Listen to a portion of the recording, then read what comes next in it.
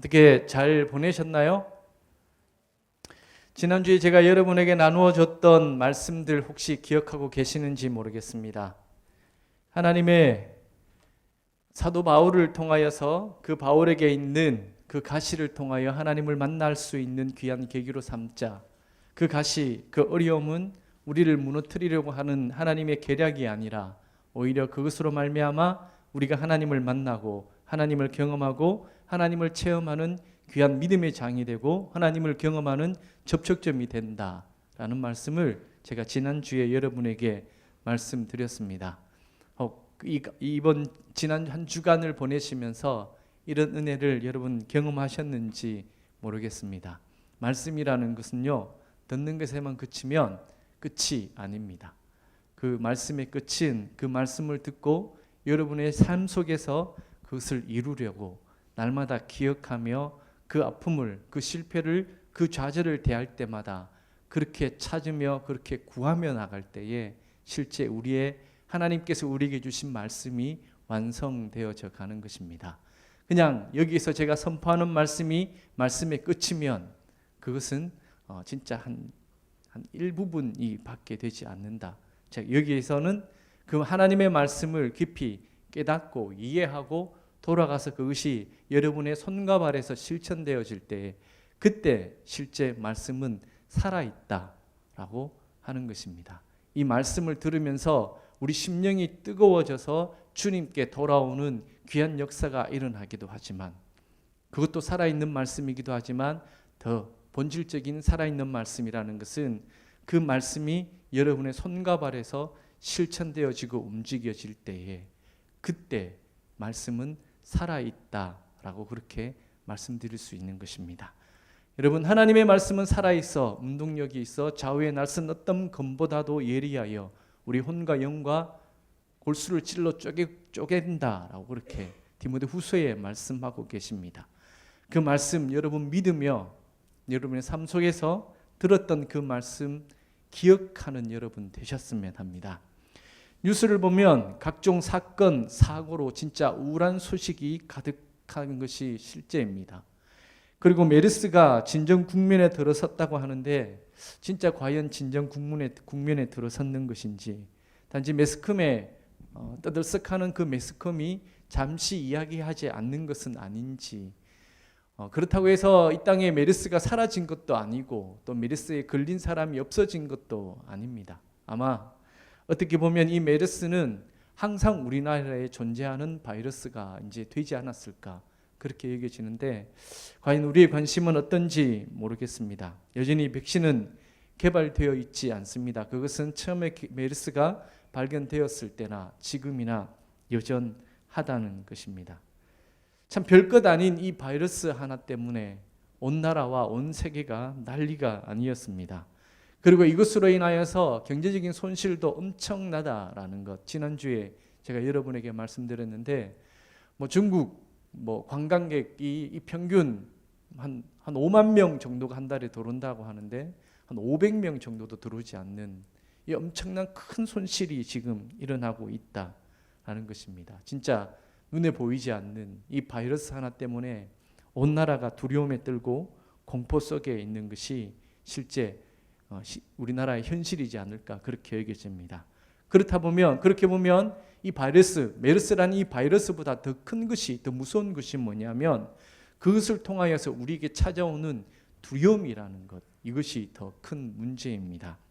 공포와 두려움이 타인의 것이다라고 생각하면 나와 아무런 상관이 없는 것이 되지만은 그러나 그 두려움이라는 것은요, 나에게 실제 현재 일어나는 일로 인해서 두려운 것이 아니라 일어나지 않는 일이지만 혹 그 일이 나에게 일어나지 않을까라고 하는 이 염려로부터 출발하는 것이 두려움이라는 것입니다.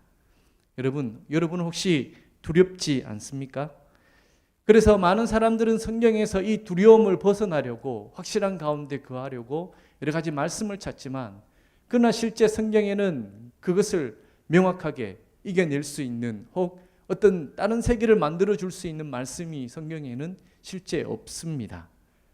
또 우리가 그렇게 기대하고 있는 피안의 세계라고 얘기하는 이 파라다이스 혹 하나님의 나라가 진짜 하나님께서 먼 곳에 만드셔서 갑자기 이 땅에 오셔서 우리를 다 데리고 그쪽으로 가지 않는 이상 우리는 여전히 이 땅에 살아 있어야 되는 존재입니다.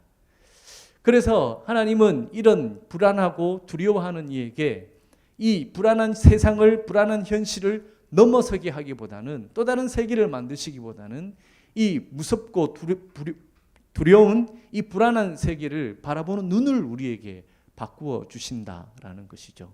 그래서 비록 같은 세상에 살지만 전혀 다른 존재로 살아가게 만드시는 것이 하나님의 능력이라는 것입니다. 여러분, 한때 인터넷을 달구었던 드레스 혹시 기억납니까? 흰 검이냐, 청검이냐, 아닙니까? 검청입니까? 골드? 하여튼 드레스 기억나십니까? 보는 사람에 따라서 그것이 상당히 다르게 보인다는 것. 저는 흰색과 금색이 보이는데 다른 이는 청색과 검은색이 보인다라고 그렇게 얘기를 하더라고요. 그걸 통해서 어떤 사람이 이런 사람은 어떻고 저런 사람은 어떻고 하는데 그런 데는 관심이 없습니다. 근데 참 같은 것을 보면서도 다르게 볼 수 있다라고 하는 아주 대표적인 것이 아닐까 그렇게 보여집니다. 또 사람을 나눌 때에도 어떤 기준을 가지고 나누냐에 따라서 참 다양하게 나눌 수 있다라는 것입니다. 성으로 나눈다면 남자와 여자로 나눌 수가 있습니다. 그리고 가진 것으로 나눈다면 가진 자와 가지지 못한 자로 나눌 수 있고요. 또 권력으로 나눈다면 지배자와 피지배자로 나눌 수 있는 것이고, 우리가 누리고 있는 이 문화로 얘기한다면 문명인과 미개인으로 그렇게 나눌 수가 있고, 또 우리가 다니는 직장으로 따진다면 직장인과 실직자 이렇게 나눌 수가 있죠. 하여튼 어떤 틀에서 어떤 해석으로 사람을 해석하느냐, 어떻게 바라보느냐에 따라서 그 사람을 나누는 틀이 참 다양하다라는 것을 알 수가 있는데, 오늘 본문에도 사도 바울은 두 가지 사람으로 나누고 있습니다. 그 두 가지 부류가 뭐냐면 죄 아래 있는 사람, 은혜 아래 있는 사람, 이렇게 나눈다라는 것입니다. 이 죄 아래 있는 사람들은 율법 아래 있는 사람입니다. 그래서 그 율법으로는 사람이 도저히 의로워질 수 없으니 그는 언제나 죄인일 수밖에 없는 죄 아래 있는 사람이 되는 것이고, 또 하나님의 의 아래, 예수 그리스도의 그 십자가 아래에 존재하는 자는 그가 아무리 더럽다 할지라도 하나님은 그를 의로운 자, 그러니까 은혜 아래 머무는 자로 그렇게 분류할 수 있다라고 그렇게 사도 바울은 사람을 그렇게 구별할 수 있습니다. 그리고 이 죄와 은혜는 사실 사람이 조절할 수 있는 것이 아니라는 것입니다. 그리고 이 죄와 은혜는 진짜 우리가 생각하는 것보다도 엄청난 큰 힘이 거기 안에 있어서 거기 사이를 자기 마음대로 왔다 갔다 할 수 있는 것이 아니다라는 것입니다. 그래서 우리는 늘상 죄 아래 머물러 있지 않고 하나님의 은혜 안에 머물러 있기를 노력해야 되는 것이 우리들이라는 것입니다. 하나님이 인간의 의지와 관계없이 인간에게 아주 좋은 선물을 하나 주셨는데 그것이 은혜의 세상입니다. 그 은혜의 세상은 이미 우리에게 주어졌지만 우리는 그것을 잃어버렸습니다. 그 세상이 어떤 세상이냐 하면 바로 에덴 동산이었습니다. 그 에덴 동산에는 하나님과 사람과의 관계가 소통이 되고 또 사람과 자연과의 관계도 소통이 되는, 그래서 그곳에서는 어느 누구도 차별이 없고 어느 누구도 어떤 다른 이상한 것이 일어나지 않는 오로지 하나님의 의와 하나님의 공의로 가득하여서 모든 사람이 그곳에서 행복하게 살 수 있는 아주 귀중한 것을 우리에게 하나님은 선물로 주셨는데, 그런데 문제는 우리 인간이 그것을 죄로 말미암아 잃어버리게 되었다라는 것입니다. 그 죄를 준 이는 바로 성경에 보면 이 뱀이라는 존재가 그것을 우리에게 선물로 주었는데, 결국 이 아담과 하와는 에덴 동산에서 추방되어서 인간의 역사, 하나님의 역사에서 인간의 역사로 떨어지게 된다라는 것입니다. 그래서 어떤 이들은 그때 하나님의 지배 속에서 벗어난 이때부터 실제 인간의 역사는 시작되었다라고 그렇게 평가하는 이가 있지만, 근데 우습게 창세기 3장 4장에 보면 그 인간이 에덴 동산에서 쫓겨나와서 첫 번째 했던 일이 무엇인 줄 아십니까? 살인입니다. 그것도 다른 사람을 죽인 것이 아니라 자기의 동생 가인이 아벨을 죽인 사건이 첫 번째 나오는 사건이라는 것이죠. 그렇게 보면 사람이 만드는 그 문화라는 것은 사람을 살리는 문화가 아니라 오히려 하나님이 없으면 사람을 죽이는 문화로 가기가 쉽다라고 그렇게 말씀드릴 수 있는 것입니다. 죄는 진짜 누룩처럼 온 세계로 번져갑니다. 여러분 집에 혹시 곰팡이가 피어본 일 있으십니까? 곰팡이라는 것은 필 때 제대로 잡지 않으면 걷잡을 수 없이 퍼져나갑니다. 순식간에 퍼져나간다는 것이죠. 특히 예전에는, 지금은 그래도 마트에 가면 귤을 한 박스씩 살 때 마트 직원이 그 귤을 이렇게 다 디벼보면서 썩은 것을 골라내고 그만큼 썩지 않은 것을 채워주면서 그렇게 팝니다. 그런데 제가 어렸을 때만 하더라도 그런 일이 없습니다. 진짜 복불복이었습니다. 썩지 않은 귤이 한 박스 사가지고 가면 그 귤을 온전히 먹을 수 있었지만 재수없게 썩은 귤을 골라갈 때도 있었습니다. 그래서 가서 바꿔달라 해도 그것은 바꿔주지 않는 시절이 있었다는 것이죠. 근데 그 썩음의 출발이 함께 썩는 것이 아니라 단 하나의 썩음으로 그 귤 박스는 모두 다 썩어져 버리는 귤로 변질된다라는 것인데, 그 속도가 어마어마하다라는 것입니다. 이것이 바로 죄입니다. 죄는 마약과 같다라고 제가 여러분에게 정의 내리고 싶습니다. 스스로 시작할 수 있지만 스스로 끊을 수 없는 것. 스스로 시작할 수 있지만 스스로 끊을 수 없는 것이 죄입니다. 그래서 그 죄에 우리는 항상 심각하게 반응해야 되지만, 그러나 그 죄에 우리는 너무나도 익숙하고 너무나 편히 대하기 때문에 그 죄가 죄인지 아닌지조차도 모르는, 어떻게 보면 무감각하게 살아가는 것이 우리들의 존재이지 않을까 그렇게 보여집니다. 여러분이 그렇게 심각한 죄를 저지르고 있다는 것, 여러분들이 혹 날마다 기억하고 계십니까? 그저 살아 숨쉬니, 그리고 예배에 이렇게 나오니 나는 의인이다 라고 그렇게 혹 잘못 생각하고 계시는 것은 아닌지 여러분 스스로 한번 물어보시기 바랍니다. 그 죄를 스스로 지을 수는 있지만 그 죄에서 스스로 벗어날 수 없는 것이 이 죄의 특징이라는 것입니다. 마치 이런 것이죠. 살인할 수 있는 능력은 있지만 내가 죽인 자를 다시 살릴 수 없는 것과 마찬가지로, 죄는 스스로 시작할 수 있지만 그것을 스스로 벗어날 수는 없다라는 것입니다. 그만큼 죄는 어마어마한 세력을 가지고 인간을 지배하기에 인간은 죄를 벗어날 수도 없다라는 것이고, 그 죄의 퍼짐은 우리가 생각보다 더 심각하게 빨리 퍼진다라는 것. 그래서 하나님이 창조하신 시에 얼마 되지 않아서 모든 사람들이 죄인이 되어버리고 하나님을 대적하는 사건이 일어났는데, 그 사건이 바로 바벨탑이지 않습니까? 그래서 그 바벨탑을 통하여 모든 사람을 다시 흩어져서 죄를 지을 수 있는 가능성을 적게 만들었지만, 그러나 그 죄는 다시 번져서 한 도시를 멸망시키는데 거기에 의인 10명이 없어서 멸망할 정도로 죄는 신속하게 그렇게 퍼져나간다라는 것입니다. 마치 홍수의 물결처럼 모든 것을 휩쓸어가는 것이 죄의 습성이고 죄의 세력인 것입니다. 거기에 거스려 보려고 아무리 인간적인 노력을 하더라도 그 죄의 세력을 이겨낼 수 있는 존재는 땅에 아무도 없습니다. 누구 한 사람 그 흘러가는 큰 홍수 속에서 거기서 헤엄쳐서 위로 간다라고 스스로 생각하고 있지만, 다시 큰 눈으로 이렇게 바라보면 본인이 올라가는 속도보다 떠내려가는 속도가 더 빠르기에, 물론 거기 안에 있어서 앞으로 전진한다는 느낌은 있지만, 그러나 크게 보면 끊임없이 죄 때문에 뒤로 밀려 내려가는 것이 사람의 존재입니다.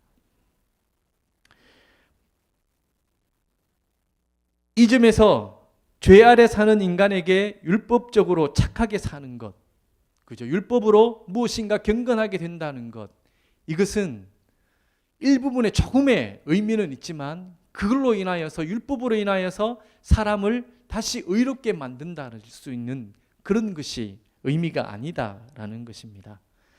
마약 중독자에게는 제3자에 의한 치료만이 가능하듯이 죄에 빠진 우리도 마찬가지로 누군가의 건짐이 없다면 우리는 거기에서 벗어날 수 있는 존재가 아니다라는 것입니다. 누군가에서 죄의 흐름을 바꾸지 않는다면, 우리를 끄집어내지 않는다면 거기에서 우리가 어찌할 수 없는 존재, 그래서 영원히 그 죄에 쓸려 내려갈 수밖에 없는 연약한 존재가 우리들인데, 참 다양스러운 것은 이 땅에 예수님께서 오셨다라는 것입니다. 이 땅에 예수님께서 오셔서 죄에 휩쓸려 내려가는 우리를 건지셔서 은혜의 홍수 안에 다시 거할 수 있게 만들어 주셨습니다. 이것이 은혜입니다. 죄에 있으면 끊임없이 죄로 말미암아 죽음으로 달려가야 하는 우리들이지만, 그러나 이 땅에 예수님께서 오셔서 그 죄에 쓸려가는 우리를 한 사람씩 한 사람씩 건져서 은혜의 홍수 아래 떠내려가게 만든다라는 것이죠.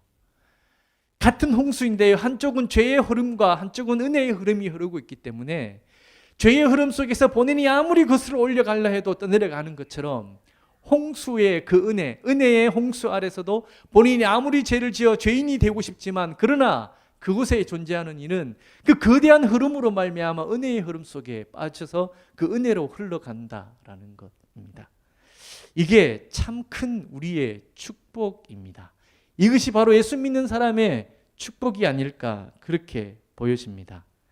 예수님께서는 우리에게 죄 속에서 바르게 살려고 노력해서 위로 올라가라, 항상 거룩하라, 항상 죄를 짓지 말라라고 그렇게 말씀하시는 것이 아니라 그 은혜 안에 머물라라고 그렇게 말씀하고 계신다는 것이죠. 그래서 우리에게 하나님이 요구하시는 것이 아니라 너 그냥 그 은혜의 강물에 그냥 존재만 해라 라고 우리에게 말씀하고 있다라는 것입니다. 그렇습니다. 그 은혜의 바다에 우리를 던지게 된다면 우리는 새로운 존재가 되는 것이, 죄의 흐름 속에 빠진 것과는 전혀 관계없이 다시 한 번 더 하나님 앞에 의로운 존재가 될 수 있는 특권이 거기에 있습니다. 은혜 강 속에 살면서 설사 죄를 짓고 떠내려간다 할지라도 전체 흐름으로 봐서는 죄의 은혜가 아니라 은혜의 강물로 올라가고 있다라는 것입니다. 그러므로 사도 바울은 은혜 속에 있는 자에게 자랑할 것이 없다라고, 아무리 그가 무엇인가 이루고 무엇인가 많은 것을 이룬다 할지라도 그 은혜 안에 있는 자는 자랑할 것이 없다라고, 그래서 바울은 이야기하고 있는 것입니다. 왜냐하면 자기가 하는 일이 아니라는 것을 알기 때문에 그렇습니다. 자랑은 분명 자기 의지로 이룬 공덕을 말하는 것을 두고 자랑이라고 얘기합니다. 내가 할 수 있는 것, 내가 무엇인가 나의 힘으로 할 수 있는 것을 이루는 것을 두고, 그것을 이야기하는 것을 두고 자랑이다라고 그렇게 이야기합니다. 그런데 은혜 안에 머물면 자랑할 것도 없고 실망할 것도 없다라는 것입니다. 가장 큰 용기는 노력이나 최선이 아니고 은혜의 강물 아래 우리를 던지는 용기. 그래서 내가 나의 주인이 아닌 하나님을 의지하며 살아가는 그것이 가장 큰 사람의 용기다라고 그렇게 말씀드릴 수 있다는 것입니다. 여러분, 그 은혜 안에 머무는 여러분이 되셔야 합니다. 세상은, 그렇게 사는 사람의 세상은 죄의 흐름에 빠지는 것이 아니라 하나님의 은혜의 놀라운 힘에 지배받는 사람입니다. 이것이 차이가 얼마나 큰지 여러분 알고 계십니까? 죄의 흐름 속에 사는 사람과 은혜의 흐름 속에 사는 사람의 차이. 이 차이가 실제 엄청나게 큰데 비유로 말하자면 이렇게 말씀드릴 수 있습니다. 독수리와 참새가 나는 것 차이. 제가 지난 금요일 날 말씀 시간에 잠시 말씀을 드린 것 같은데, 독수리와 참새가 나르는 방식이 다르다고 합니다. 참새는 끊임없이 자기 자신의 힘으로 나릅니다. 그래서 날개짓을 끊임없이 하지 않으면 그는 공중에 떠 있을 수 없습니다. 그리고 날개를 멈추는 순간 추락하고 떨어집니다. 그런데 독수리는 처음에 날개짓 몇 번을 하고 창공을 오르고 나면 날개짓을 하지 않습니다. 날개를 쫙 펴서 활강을 한다라고 하죠. 그것이 가능한 이유는 뭐냐면 그 독수리는 바람의 흐름을 눈으로 본다라고 하지 않습니까? 그래서 이쪽 귀를 타고 저쪽 귀를 타면서 날개짓을 하지 않더라도 그 높은 공중에서 유유히 아주 멋있게 그렇게 나르는 것이 독수리입니다. 그런데 참새는 자기 힘으로 그렇게 살아가려고 애쓰는 것. 근데 그거 멈추고 나면 떨어진다라는 것이죠. 혹 여러분 그런 구경 한번 해보셨나요? 이렇게 고속도로를 이렇게 가다 보면 새가 이래 지나갈 때가 있습니다. 그러다가 큰 버스나 큰 트럭이 빠른 속도로 지나가면 그게 공기 흐름이 갑자기 바뀌어지지 않습니까? 그럴 때 새가 갑자기 날아가다가 뒤로 가는 것 혹시 보신 적이 있나요? 이게 하나님의 은혜에 사는 사람과 자기 힘으로 사는 사람의 차이인 것 같습니다. 하나님의 은혜로 사는 사람은 구태여 자기가 그렇게 노력하지 않더라도 그렇다고 해서 노력이 없다라는 것은 아닙니다. 그 하나님의 은혜를 알기에 그냥 그 하나님의 기류 속에서 머물러 존재하고 그렇게 있으면 하나님이 이리저리 데리고 다니시면서 그렇게 살아가는 존재인가 하면 참새처럼 자기 힘으로 살아가는 존재는 진짜 나르는 것조차도 우습게 보이죠. 얼마나 안타깝고 안쓰럽게 보입니까? 또 다른 비유는 이런 비유입니다. 나방과 나비의 차이다.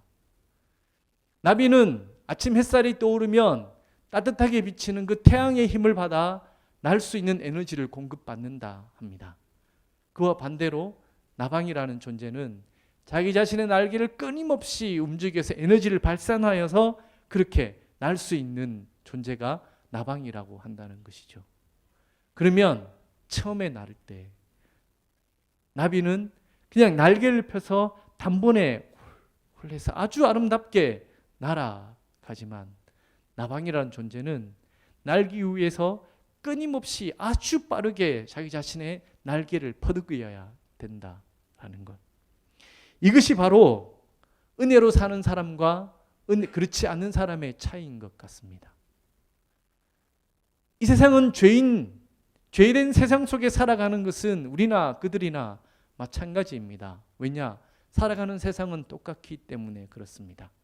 그러나 똑같은 그 세상을 살아가면서 사는 방식이 다른다면 누구는 은혜 안에 머물며 그 은혜로 살아가는 사람이 있는가 하면 누구는 죄 가운데 살아가는 사람이 있다라는 것이죠.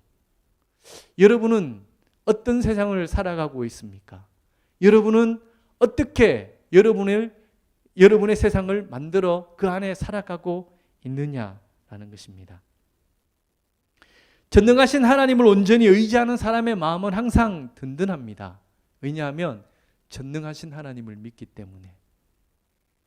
전능하신 하나님을 내가 믿기 때문에 나의 위치가 나의 처지가 지금 어떻든지 상관없이 그 마음은 여유롭고 그 마음은 든든하다라는 것이죠.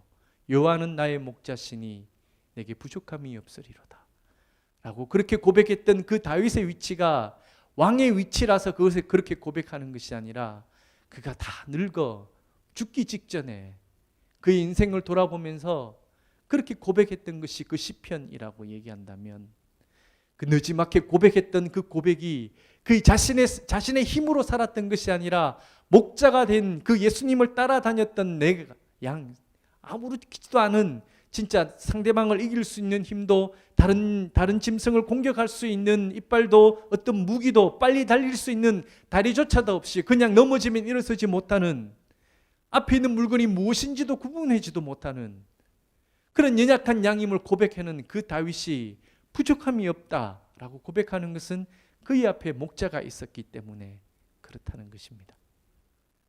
여러분, 우리도 그렇게 살았으면 합니다. 하나님의 은혜 안에서 내가 나를 이루고 내가 나를 만들어가는 존재가 아니라 하나님의 은혜 안에서 살아가는 존재가 되어서 그 은혜 안에 머무니 내가 넉넉합니다. 내가 부족함이 없습니다. 라고 고백하는 우리들이 되었으면 합니다. 나의 현실과 조건만 보며 한숨 짓지 말고 전능하신 하나님을 바라보는 우리들이 되었으면 합니다. 그래서 이 세상이 여전히 악하고 여전히 힘들고 여전히 어렵지만 전능하신 그 하나님을 바라보기에 담대히 이 세상 살아갈 수 있는 것 아니겠습니까? 여러분, 다시 한 번 더 말씀드리지만 온실 속의 화초가 되려 하지 마십시오. 온실 속에서 그저 인간의 돌보심으로 말미암아 돌봄으로 말미암아 한떨기 꽃이 피는 그 꽃이 되려고 하지 마시고 세상 가운데 모진 풍파와 모진 시련을 견뎌내는 들꽃이 되어야 합니다. 그런 들꽃이 많은 곳이 곧 하나님의 나라인 것입니다.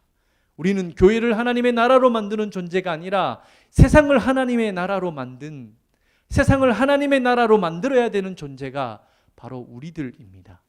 근데 왜 여기 안에 자꾸 머물려고 하십니까? 왜 그렇게 나태하게, 그리고 그저 하나님의 힘만 의지하여서 그 하나님의 힘을 빌어서 나의 인생을 성공하려고 하는 자꾸 그런 나약한 생각을 하고 있는지 모르겠습니다. 여러분, 여러분이 살아야 되는 세상은 세상입니다. 여기에서 하나님의 말씀을 가지고 여기에서 하나님의 은혜를 받고 바꿔야 되는 것이 여기 안도 마찬가지지만 저 교회 밖에 있는 여러분이 살아가는 그 세상을 그렇게 바꿔야 되는 존재가 여러분입니다. 저는 여러분에게 그런 용기를 주고 저는 여러분에게 그런 하나님의 말씀을 풀어주는 사람인 여러분이 저희 세상이지만 여러분의 세상은 여기가 아니라 여러분이 살아가는 그 삶의 자리가 바로 여러분의 세상이라는 것 여러분이 명심하셨으면 합니다. 하나님께서 전능하신 하나님께서 분명 여러분을 지켜주실 것입니다. 분명 하나님이 여러분을 인도해 내실 것입니다. 그와 동시에 우리도 해야 되는 것이 있지 않겠습니까? 마태복음에 달란트 비유가 나오지 않습니까? 2달란트, 1달란트, 2달란트, 5달란트 받은 그 달란트 비유에서 5달란트 받은 자가 축복받은 것은 5달란트를 남겼기 때문이며 2달란트 받은 자가 축복받은 것은 2달란트를 남겼기 때문입니다. 그런데 1달란트를 받은 자가 저주받은 이유는 1달란트를 남기지 못해서가 아니라 이 악하고 게으른 종아 게을렀기 때문에 저주받았습니다. 혹 우리는 그렇게 살고 있지 않습니까? 게으르게 살고 있지는 않냐는 것이죠. 우리의 삶을 돌아보면서 전능하신 하나님이 어떻게 해주실 것이야 라고 하며 감나무 밑에 입만 벌리고 있는 우리들은 아니냐라는 것입니다. 여러분, 감나무는 올라가서 감을 따야 합니다. 그 올라가기 위해서 수많은 미끄럼도 있다면 그 미끄러짐을 감수하고라도 올라가서 따야 되는 것이 감입니다. 그냥 밑에서 떨어지는 감을 받아 먹으려고 있다면 굶어 죽기 딱 십상이다 라는 것입니다. 요즘 가끔 교회에 젊은 사람들이 구걸하러 오는 청년들이 가끔 있습니다. 청년을 담당하는 사람으로서 심히 안타깝습니다. 그런데요, 그들에게 저는 10원도 주지 않습니다. 밥을 먹을 수 없어 힘이 없어서 그렇게 걸어갈 힘이 없다라고 하면 그렇게 저는 권유합니다. 조금 더 힘내어서 걸어가면서 고민해 보시라고. 그래서 어떻게 사는지, 이 세상에 사람들이 어떻게 열심을 가지고 사는지 고민해 보시라고 그렇게 충고합니다. 그러면 저에게 저주를 퍼붓습니다. 목사가 그럴 수 있냐고. 참 다행스러웠어요. 집사라고 하지도 않고 뭐라고 얘기하지 않고 저를 보고 목사라고 하는구나. 얼굴에 그래도 목사라는 이미지가 있구나 라는 그런 생각이 들어서 참 다행스럽다라는 그런 생각이 들지만 그 저주를 들으면서도 저는 그들에게 돈 10원도 주기 싫습니다. 제게 아무리 돈이 많다 할지라도 그런 자에게는 은혜를 베풀기 싫다라는 것이죠. 소돔과 고모라가 멸망한 것, 그것은 하나님의 은혜가 없어서가 아니라 의인 10명이 없어서입니다. 의인 10명이 없어서. 소돔과 고모라는 하나님께 은혜를 받기 위해서 의인 10명이라는 존재를 배출해내야 되는 이유가 거기 있었다는 것이죠. 그런데 그 의인 10명이 없어서 소돔과 고모라가 멸망한 것입니다. 그러면 그것을 다시 우리에게 그대로 적응해 보면 우리가 하나님께 기도하고 하나님의 은혜를 받기 위해서 우리에게도 의인 10명이 있어야 된다라는 것이죠. 그냥 기도한다고, 그냥 은혜를 바란다고 시험 치면서 공부하지 않고 그냥 기도하고 찍으면 해줄 것이다. 여러분 해보십시오. 저는 할 때마다 실패했습니다. 여러분은 어떻게 성공할지는 모르겠지만은 저를 참 사랑하시는 하나님께서는 그런 여행을 우리에게 허락해 주시지 않더라고요.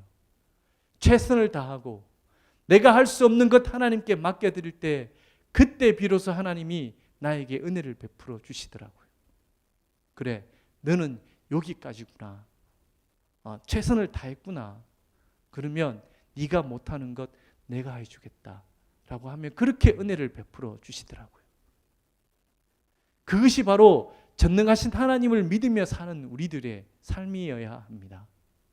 그저 여행만 바라는 것이 아니라 그렇게 최선을 다하여서 우리 인생을 아껴가며 그렇게 살아가야 되는 것이 우리들입니다. 분명 우리의 한계는 있습니다. 우리의 연약함은 분명히 존재합니다. 그것이 없다라는 것이 아니죠. 근데 노력을 하지 않았으면 이 한 달란트 받은 자가 악하고 게으른 종아라고 저주받았듯이 우리도 그럴 수 있다라는 것, 우리가 기억하며 우리 하루를 돌아보아야 할 것입니다. 여러분, 하나님의 은혜 경험하기를 원하시죠? 특별한 능력 또 받기를 원하시죠? 그렇다면 그만한 노력과 수고도 함께 하셔야 합니다. 여러분의 인생을 그렇게 아깝게 여기며 하나님의 시간을 살아가는 여러분들이 그 하나님의 시간을 낭비하려 하지 마시고 노력하셔서 그 무엇인가 하나님께 은혜를 입으려고 노력하는 우리들이 되어야 되지 않겠습니까? 제가 신대원을 늦게 합격했습니다. 그 신대원을 늦게 합격하면서 제 힘으로 되었다라고 고백할 수가 없습니다. 왜냐하면 제가 받을 수 있는 점수를 받지 못했기 때문에. 물론 성경과 영어 점수를 합쳐서 어느 정도 이렇게 합격선이다라고 할 정도보다 조금 더 높게 그렇게 받은 것은 사실이지만, 그러나 그렇게 저보다 더 많은 점수를 받은 이들도 떨어지는 사람들이 있거든요. 왜냐하면 면접 점수라는 게 있기 때문에 그렇습니다. 이 면접이라는 것은 진짜 은혜가 아니면 안 됩니다. 제가 어찌할 수 있는 것도 아닙니다. 단지 함께 저를 면접했던 그 3명의 교수님의 마음을 하나님께서 움직여 주시지 않으면 그 점수를 받기 힘들거든요. 거기에서 제가 만약 똑같은 대답을 했는데 누구는 저에게 최고점을 주지만 누구는 저에게 최저점을 줄 수도 있는 것 아닙니까? 자기하고 맞지 않다라고. 그렇게 줄 수도 있는 것이 면접이라는 것입니다. 상당히 주관적이기 때문에 그러하다는 것이죠. 근데 참 다행스러운 게 후기에 저를 면접했던 한 분의 교수님에게 들었는데 3분이 공이 그날의 최고의 점을 전사님에게 주었다라고 그렇게 얘기하시더라고요.